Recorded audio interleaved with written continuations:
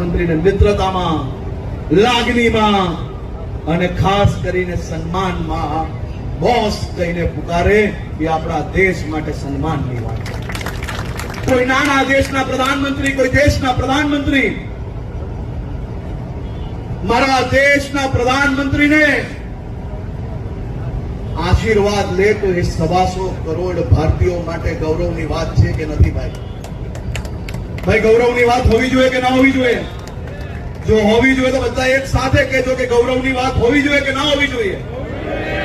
અરે ભાઈ, મારા દેશનું, આપણા ભારતની ધરતીનું સન્માન વિદેશની ધરતી પર વધે ત્યારે બી આ નેતાઓ વિરોધ કરવાનું ચૂકતા નથી. આ નેતાઓ પર સાચો જવાબ આપણે આપવો પડશે કે નહીં? આ બધું બી છોડ. દેશની લોકશાહીનું મંદિર, આપણા સૌની આસ્થાનું કેન્દ્ર,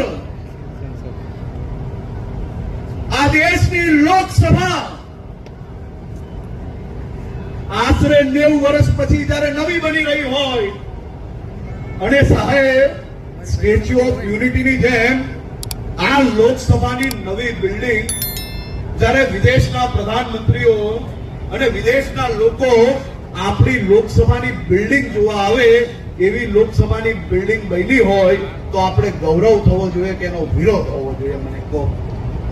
તમે statue of unity, Sardar Vallabhbhai પટેલનો વિરોધ કર્યો, તમે રામ મંદિરનો વિરોધ કર્યો, તમે આ દેશના વિકાસના અનેક નિર્ણયોનો વિરોધ કર્યો, તમે વિદેશની ધરતી પર મારા દેશનું માન વધે એનો વિરોધ કર્યો, તમે લોકશાહીની આસ્થાનું કેન્દ્ર, લોકશાહીનું મંદિર, લોકસભાનો બી વિરોધ કરી રહ્યા છો.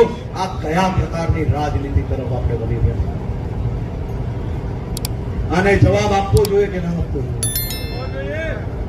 ગરમી ના હોય તો બધા એક સાથે કહે.